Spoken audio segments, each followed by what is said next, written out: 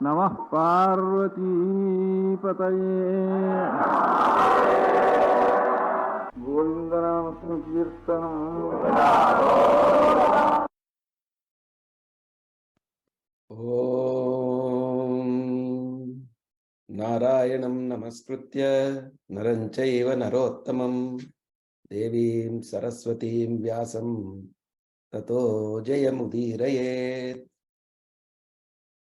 That wonderful sloka will continue the story of Mahabharata, interesting parts in Sabha Parva.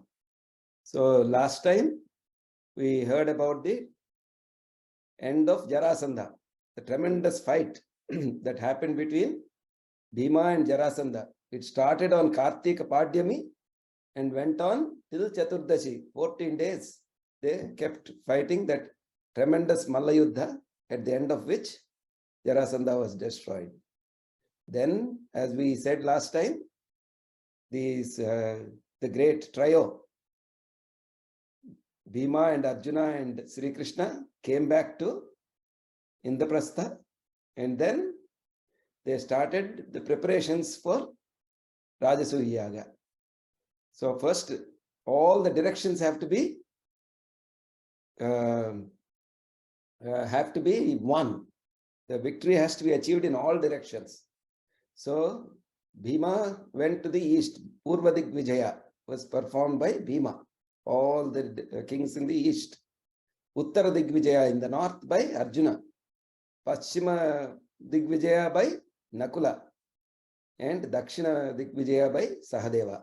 All the four directions tremendously they won and came back to Indraprastha with so much gifts and jewels and wealth and all these things. They came back and to Indraprastha.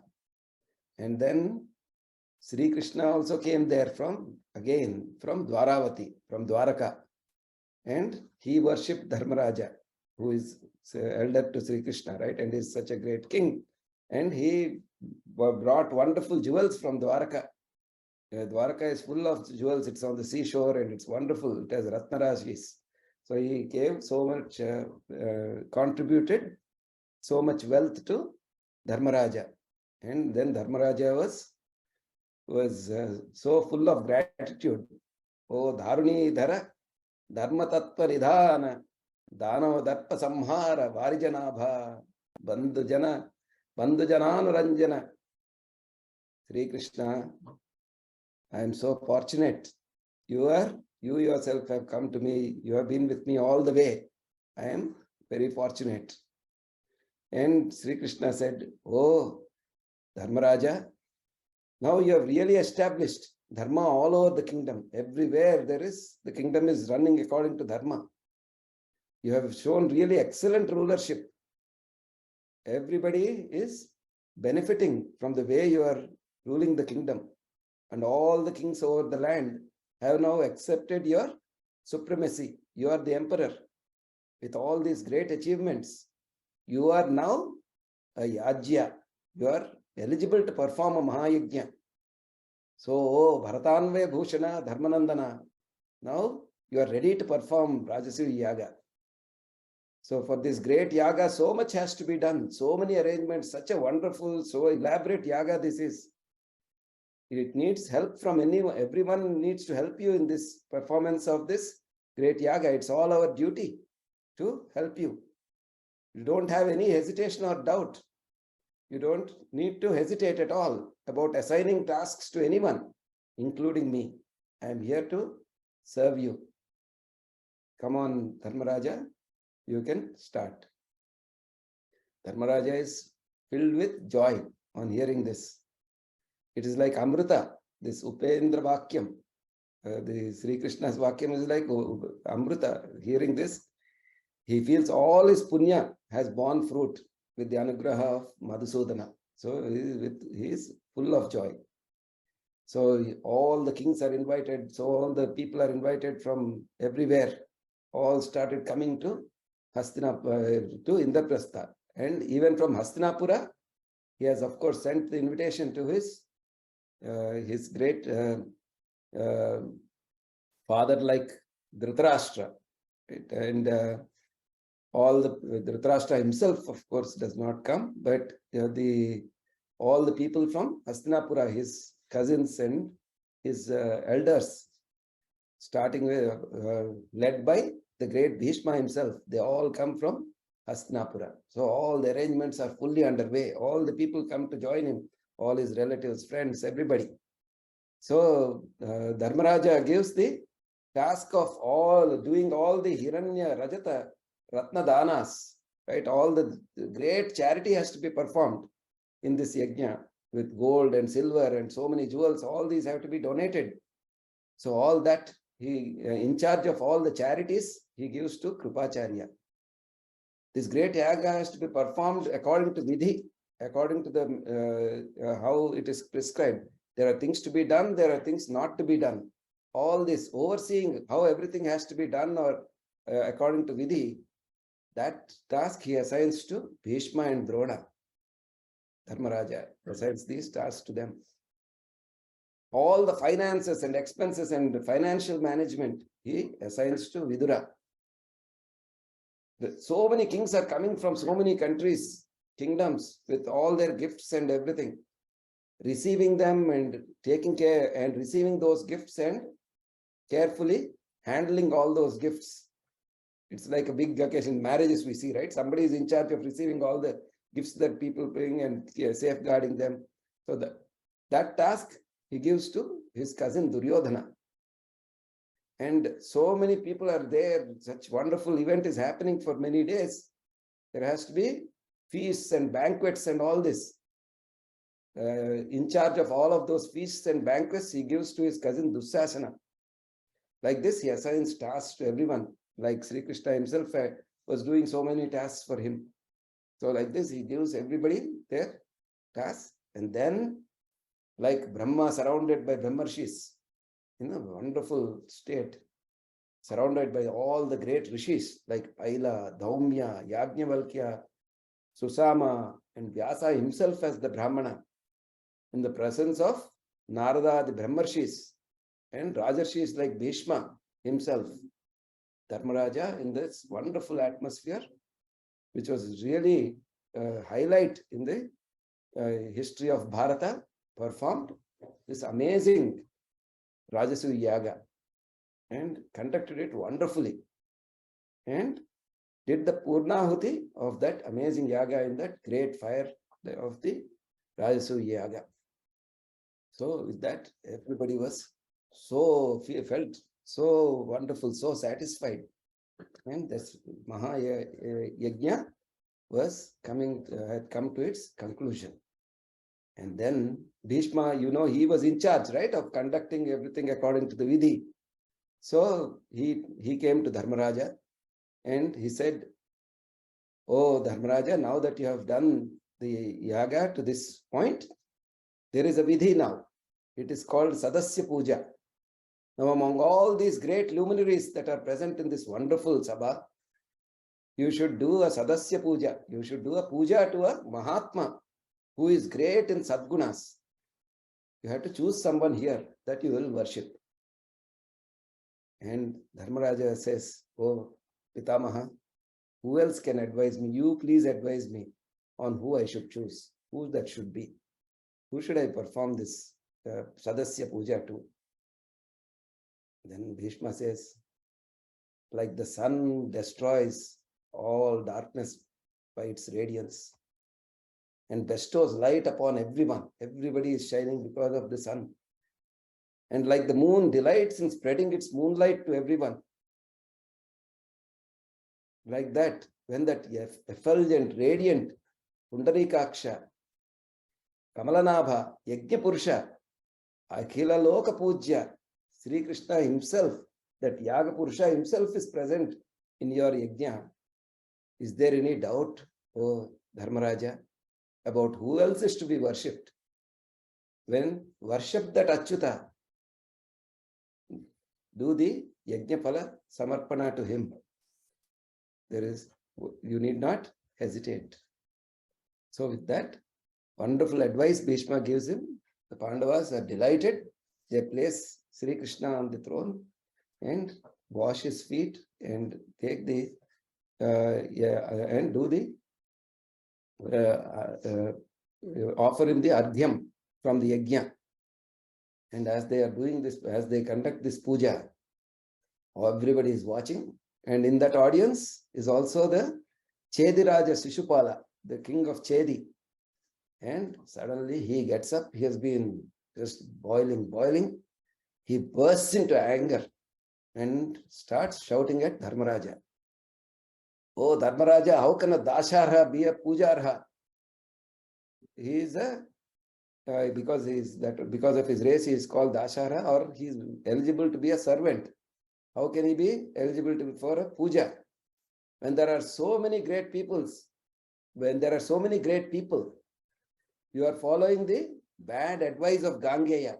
Gangeya is the Ganga Putra Bhishma.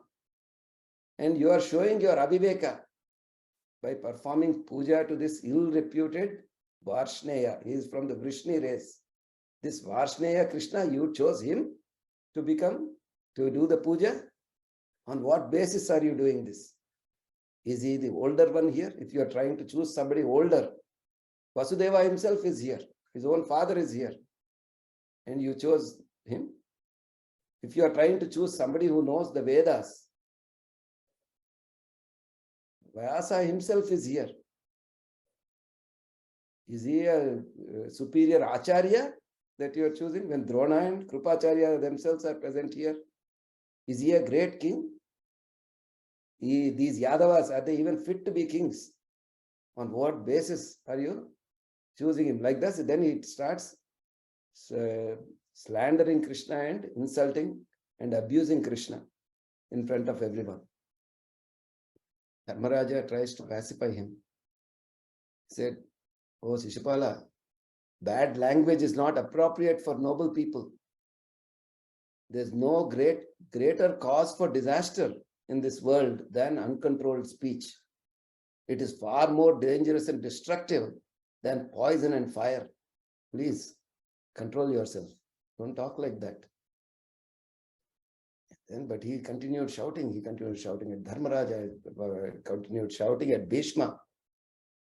And then Bhishma told him calmly, oh Shishupala,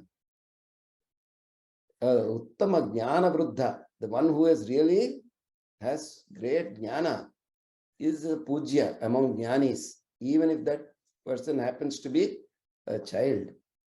We have seen so many examples, right, of great jnana vruddhas. So many for Adi Shankaracharya, all his disciples are older, much older than him. They had become his disciples because he is a jnana vruddha. So Bhishma is saying, Uttama jnana vruddha is the pujya among jnanis, even if that person is a bala. And whoever has the greatest vikrama is the one who is to be worshipped among the kings. For these two reasons, Sri Krishna is the pujarha, not only by us, but the dwellers in all the three worlds. He is the puja. He is known as the Sarvatma, Sarvabhuteswara, Sarvabandhya. That is Sri Krishna. He is only understood by the greatest yogis in the greatest state of meditation. That is Sri Krishna. Like this, he explained to him. But Shishupala continued to insult him. Continued to this. Then they became everybody. Then people started also arguing with Shishupala. The Pandavas, people like Bhima and Nakula and so on could not keep quiet. They started getting into arguments. The kings started arguing with each other. They were gathering into two camps. Then they started drawing their weapons. And they were getting into all this fight. And they were getting ready for a war. They were going on angrily attacking each other. But Sri Krishna, through all this, was quiet, like an elephant in the presence of barking dogs. He was not moved at all. Quietly smiling, he was sitting, not being perturbed at all. Finally, as this was getting to a boiling point and the war was about to break out, then finally Sri Krishna said to all the Sabha, the presence, people in the Sabha. When I went to Pragjyotishpura to when I was away to fight in Pragjyotishpura, this man came behind the doors and he started burning down Dwaraka.